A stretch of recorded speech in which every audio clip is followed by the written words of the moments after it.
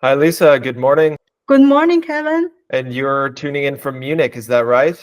That's right. I'm currently in Munich. Okay. And for anyone listening to this podcast, what would you say about Munich in just a sentence or two? Munich is a very beautiful city, and if you like hiking, like the nature, I think it's great.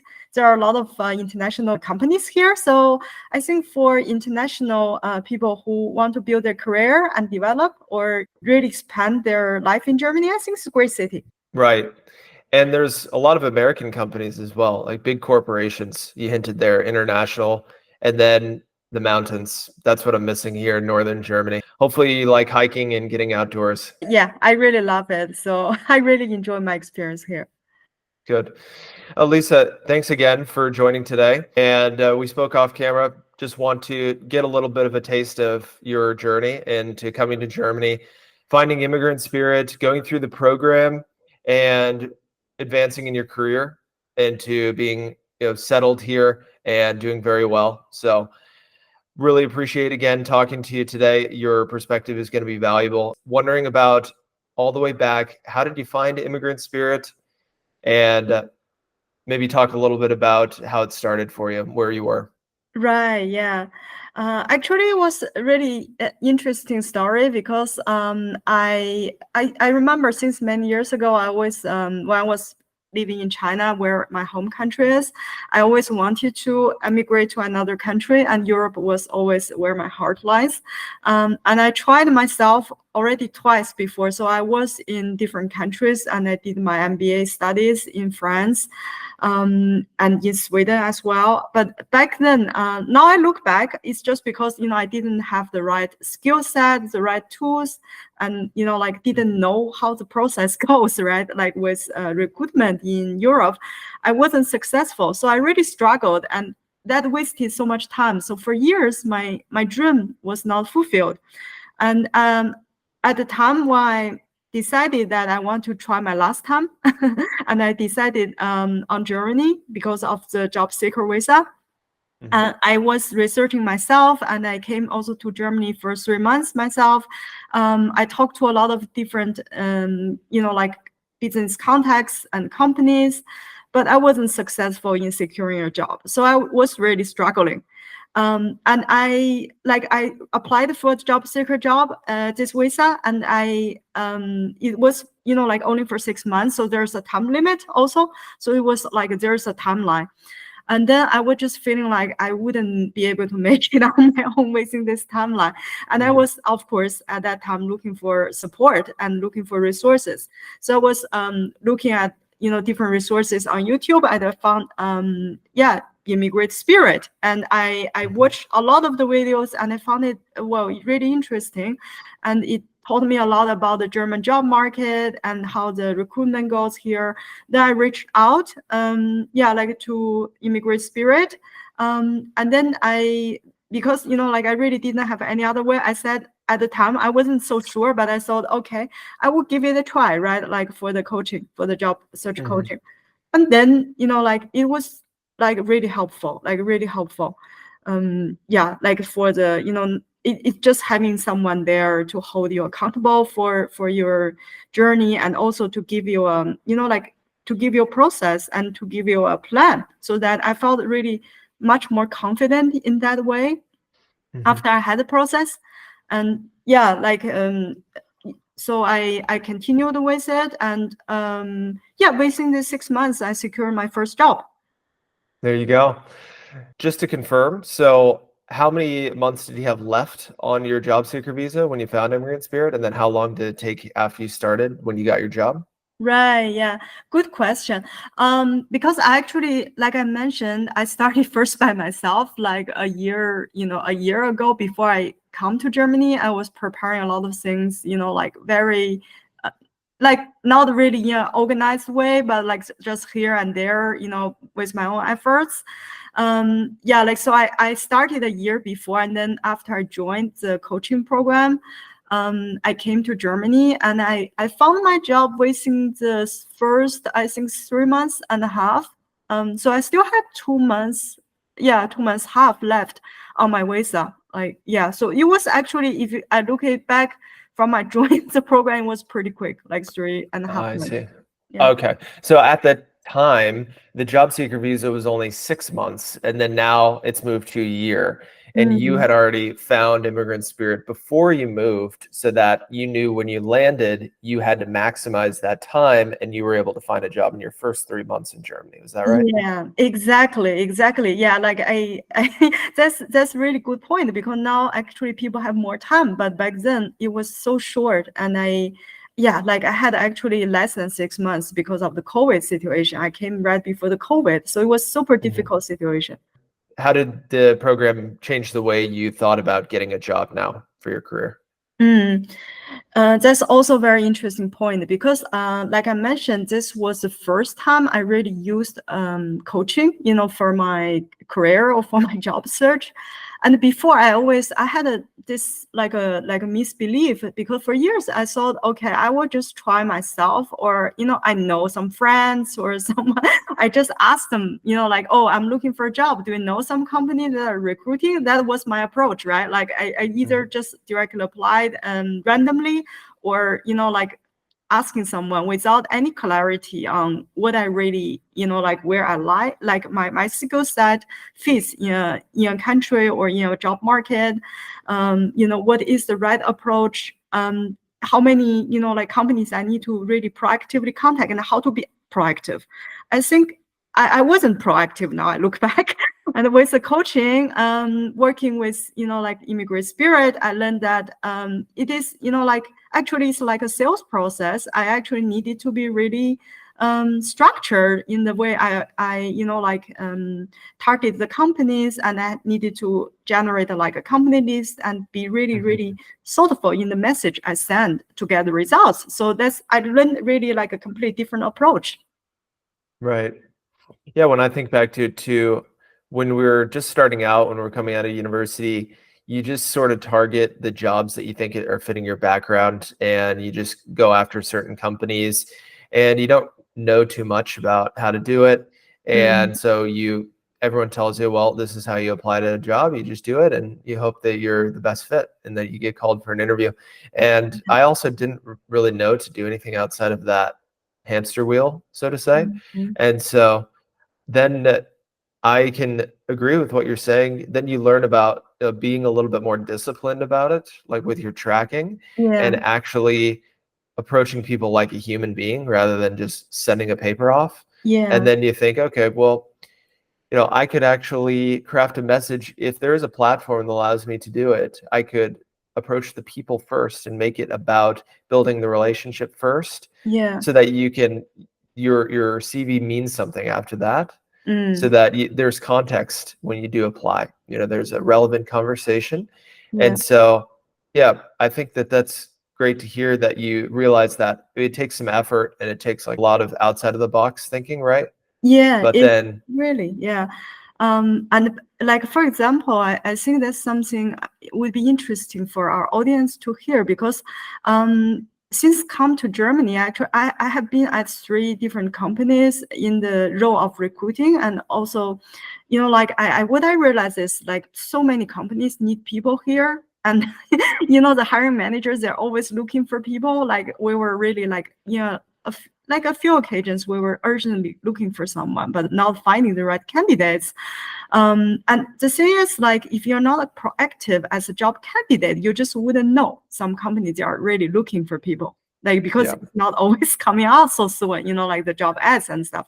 So it's really important to be proactive, in my opinion. yeah, and I was talking to someone else recently too, from being a past client, and there literally was not a job open, but after he reached out to the company and spoke with someone, he then learned that there was a position open that was fitting to his background. And you don't find that out if you just go to LinkedIn and you look at one area where they post jobs and then decide, okay, they don't have anything for me. And it only comes after you make the effort to reach out and talk that you learn, okay, one, I spent 5 to 10 minutes. I learned that I'm not a good fit. Okay. And on the plus side, you could learn that there actually is something that's not posted, or that they're going to post something in a week and you're the first one in line for that, and you can already send it ahead of time. So there's a lot of benefits to opening up the conversation. It's not just, hey, I really want a job there, even if there's not one posted. It's more, making sure that you're in a good position for when it does in the near term. Yeah. And so that's great to hear that you felt the same. Yeah. When you were then on the other side, it looks like progressed quite a lot once you've moved and settled down here in Germany. Could Yeah. you talk about what's the key to getting promoted so many times, and what's it like when you're in a hiring role and then people reach out to you on LinkedIn a lot? So yeah, like I really actually I built my career much better here in Germany than even back home. Back home I had good job opportunities too, but like here I was even more successful because the combination of like the knowledge I have both about Europe and about Asia. So I think for a lot of international candidates, you also have to look at yourself as like what are your like core value, right? Like what do your unique value you really offer in the job market? Like for international candidates, of course, you would have more language skills, you will know more culture, more business, like practices in different countries. And the international profile actually is very highly demanded in the German job market at the moment. So I think that part really helped me. But also for myself, like I have been really proactive in, improving my skill set and building my profile in the European job market. So like after I worked with Immigrant Spirit initially, I also took other coaching, like to develop my skill set. And I was also very proactive in being in contact with different, like headhunters and recruiting agencies. I was really like I kept a good relationship or built a very good relationship with them. And also I built my LinkedIn profile, like that's another thing that I really spend time to work on. And just like keeping different business connections and relations, and make sure that you're on top of the area you're working with, right? You need to be the expert in this area. So I think those things really helped. And of course, like leadership skills. And I think for me, it's like if you're really good, you will be recognized by the company. And also, like just be proactive and promote yourself within the organization, and take on more tasks outside of your area, and serve other people, support other people. Yeah. Right? That's the thing really helped me to grow my career here. Yeah. Yeah, really important stuff there. Yes. Yeah. Hearing these stories from Joao as well, who I interviewed recently, and Maduri, who's at the same company after 4 years. So these stories of when you come here and you take a risk, and then you have to find your way in a new culture, and there's all these other things going on that can hold you back. And then you go out of the box and you have to be unconventional to get a job because you're held back in certain areas, whether it's with language or whether it's with where you're located at the time when you apply. So there's all these things that Auslanders or foreigners are come up against when you're trying to come to Europe. But someone like you with your background in the East and being able to speak Chinese, and so being an international citizen, I mean, such an asset. So no surprise that you're fitting in and progressing here in Germany. So one thing about when in your current role, when people reach out to you, do you ever notice that people do that? They reach out to you personally and ask for either a referral, or they ask to have a phone call with you? Actually, I really never had the experience someone approaching me when I was, when I'm at the hiring role. Like, I really not. So it's really like I didn't have this experience, people approaching me. But, like not from a job seeker, but I get approached a lot by like different companies, the salespeople on LinkedIn, like on daily basis. So there are a lot of other people that are very proactive, but not the job seekers. So I do see, maybe there's some area like for the job candidates, why not, right? Like if you work out a nice email template, like a message, and be more personal, not just say I need a job, but focus on the value you can bring to the people you're sending the message to, and make it really relevant, like to Right. their profile. I think you will have a good chance to get a response from the person. Right. And this is such an important part actually of this, because anyone on LinkedIn knows now how convoluted it is. Like, it's so crowded and there's a lot of noise going on. If you try to post or comment, they're asking you if you want to use AI now. Yeah. So people are just sending, and when you want to send a message to someone like a DM, it just automatically creates an AI message. So there's so many easy ways that people are sending messages, and same as you, I get a lot of sales and B2B stuff. And so it just clogs up your mailbox and it's annoying. But when you get someone that writes a real personalized message, you can tell now when someone actually crafts something themselves, and it's very relevant to your role and they know it.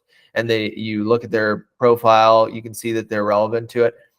This is what people have been talking about on this podcast lately, is that you don't see that very often. And when you do, then it can make a difference. It's not to say that there's not a lot of people sending messages. It's that the right way to send a message is not very common, that you don't see. Because we all get a lot of LinkedIn messages, but how often are people actually reaching out with that relevant, handcrafted, good, curious message? Like we talked about, not very much. Yeah, that's very true. Yeah, and we just need to like put a little bit more effort, I think, into this. Yeah. And last question, question and a half maybe is, well, what are your lasting impressions when you think back to Immigrant Spirit, aside from your obvious progression in your career? But what would you say for someone thinking about you working with Immigrant Spirit and trying to find a job right now in Germany? Yeah. I think, like I mentioned, in general, what I see is like a lot of job seekers, they have the wrong mindset. They think they will just try on their own without, support. And they don't want to invest the money all the time to really work with a coach or a coaching program, right? I see that as really like a misbelief, because you're just wasting your own time, and we don't have to go through so many trial and errors. So I really recommend, if you're struggling by yourself, and not seeing the results you desire, really try to work with a coaching program like the Immigrant Spirit, right? And this program, it has a good structure. There's a book and there's a structured course, and you get the chance to work one-on-one with a coach like Kevin. You also have a community. Or what helped me a lot is I met also another like a previous candidate for Immigrant Spirit, and she already got a job, and she really also encouraged me a lot when I was going through this process. So just the community and the support you get, that really helps when you're really struggling. It really, really helps you to feel more confident and to go out to achieve your goals. Yeah, well said. I also reached out to a couple people when I was thinking about the program, and speaking with them meant everything, because I was also questioning things so far away and finding something online. And, people our age and younger, almost everything online seems like a scam these days. You just cannot tell about what's real. And so when you can actually call people up and, go and find an archive of a bunch of people who've gone through, hundreds of people that have gone through this program, and they're now happily, successfully working in Germany, and they can give you their vouch for it. That for me also was huge. I spoke with 2 former clients. And so, I'm trying to instill that the same with people, because there's just so many things, so many factors, and places to turn, ways that you can go about doing it. Job seeker visa, trying to find a job at home without even making connections or just cold applying is the hardest. And so, totally can agree with what you said there about the community part of it. Appreciate hearing that. I know that was a big part for me. So, Lisa, thanks again for your time. Really appreciate it. And I hope that we will be talking again soon, and I would love to keep in touch. Yes, Thank you. thank you for the opportunity as well, and I hope it's helpful for the people who are going through this journey at the moment. Yep, I believe so. Yeah. Okay. All right. Thank you. Thank We'll you. talk later. Bye-bye. Bye.